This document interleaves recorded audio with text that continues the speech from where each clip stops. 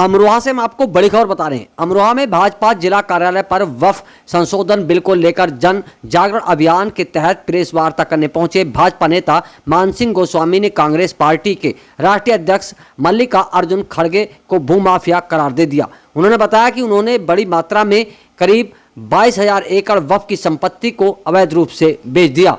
आपको बता दें, साथ ही उन्होंने यह भी कहा कि इसलिए प्रधानमंत्री नरेंद्र मोदी ने पसमानदा मुसलमानों के उत्थान के लिए इस कानून में संशोधन किया है और यह हिम्मत सिर्फ नरेंद्र मोदी ही कर सकते हैं। और उन्होंने क्या कहा, आइए आपको सुनवाते हैं। क्यों परेशान है वक्फ बिल के संशोधन को लेकर?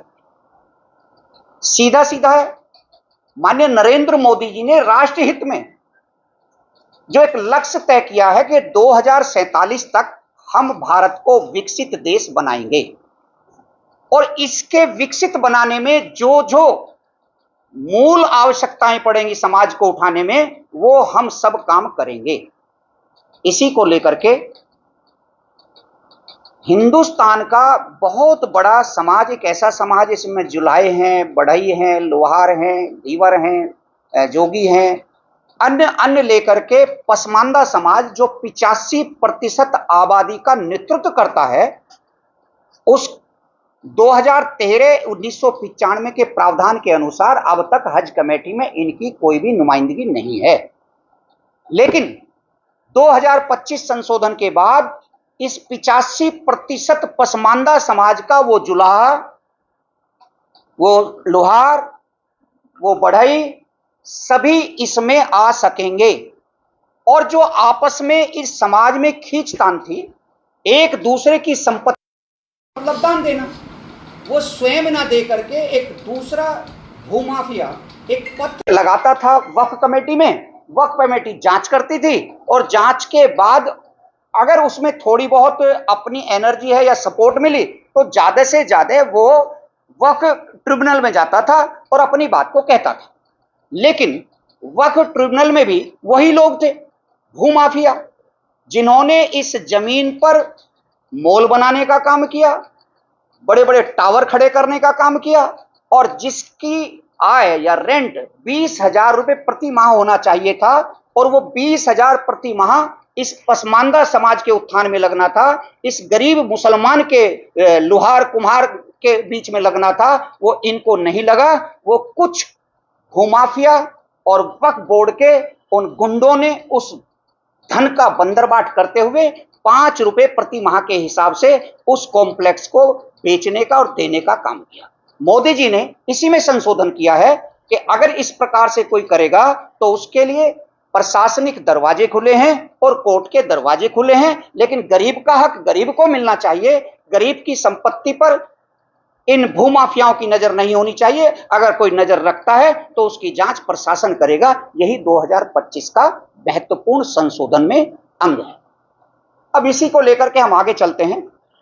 आज पूरे देश में 8,22,000 संपत्तियां वक्फ के पास हैं, जिनमें से 4 लाख संपत्तियां सरकारी संपत्तियां, विवादास्पद संपत्तियां।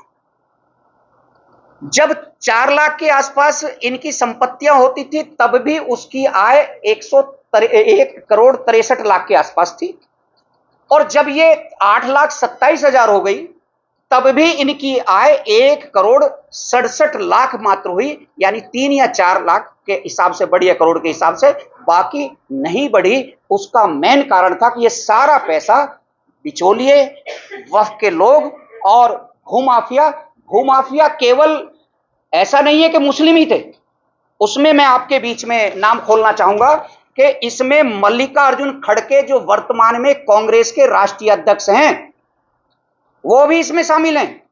आपने राष्ट्रीय डिबेट में देखा होगा कि आप लगाइए कि अकेले कर्नाटक में 22,00,000 एकड़ वक्फ की भूमि को अवैध रूप से बेच दिया।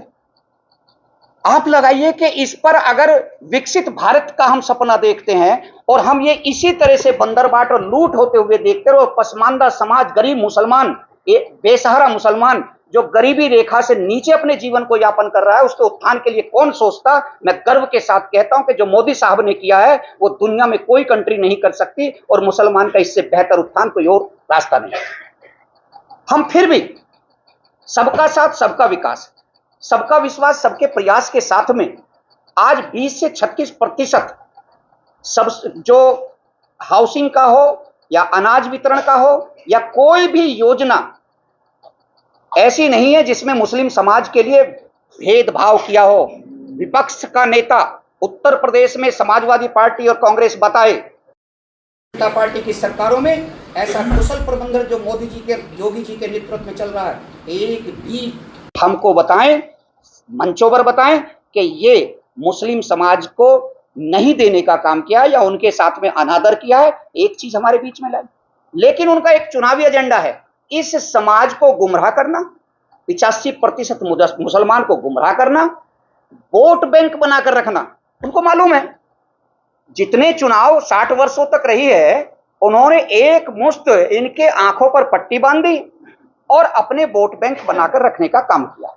लेकिन आज राष्ट्रभक्त मुस्लिम कार्यकर्ताओं ने, भाजपा कार्यकर्ताओं ने यह संकल्प लिया है कि हम घर घर जाएंगे, गली गली जाएंगे, मुस्लिम समाज को समझाएंगे और 2027 में इसका मुंह तोड़ जवाब दे करके तीसरी बार इसकी सरकार बनाएंगे, योगी जी की सरकार बनाएंगे, भाजपा की सरकार बनाएंगे। ऐसा आज 500 कार्यकर्ताओं ने संकल्प लेकर जिला अध्यक्ष जी के नेतृत्व में यहां से गए हैं। अब हमारी नगरों में कार्यक्रम होंगे जिसमें मौलवी, हाजी जी, अध्यापक, अधिवक्ता, डॉक्टर्स, ये सब कैटेगरी का एक सेमिनार होगा। 2 प्रकार के सेमिनार हैं, शहरों में भी सेमिनार हैं और गांवों में भी सेमिनार हैं। इसकी 3, 4 और 5 3 तिथियां हैं। 3 मई, 4 मई, 5 मई को टाउन हॉल और नगरों में कार्यक्रम होंगे जिसमें विद्वान लोगों की शिरकत होगी और विद्वान लोगों को बीच में जो आज कार्यशाला में पधारे हैं, 19 जिलों की कार्यशालाएं आज हमारी संपन्न हो रही हैं। सभी जाकर के डंके की चोट पर और इस वक्फ बिल के बारे में एक एक पहलू पर बताने का काम करेंगे कि जो हम कर रहे हैं वो तर्क संगत है, वो गरीब मुसलमानों के उत्थान के लिए है। मुसलमानों का हक गरीब मुसलमानों को मिलकर रहेगा, हम इसकी बंदरबाट नहीं होने देंगे। अगर कोई बंदरबाट करेगा तो उसको सजा दिलवाएंगे, जेल की सलाखों के पीछे भेजने का काम आदरणीय नरेंद्र मोदी जी का एक वक्फ संशोधित बिल 2025 करेगा और इससे मुसलमानों का उत्थान होगा। इतना कहते हुए बहुत बहुत धन्यवाद सभी संवाददाताओं का। और आपके गजरोला के यकबगड़ी में किफायती दामों पर boundary wall, parking bench, finishing Paul व किसी भी प्लॉट या खेत की बाउंड्री के सामान के लिए संपर्क करें। मोबाइल नंबर है 8468887097 और दूसरा है 9005582022। पता है Indian RCC boundary wall, national highway 9, gurdwara के पास, यकबगड़ी, पोस्ट गजरोला, जनपद अमरोहा।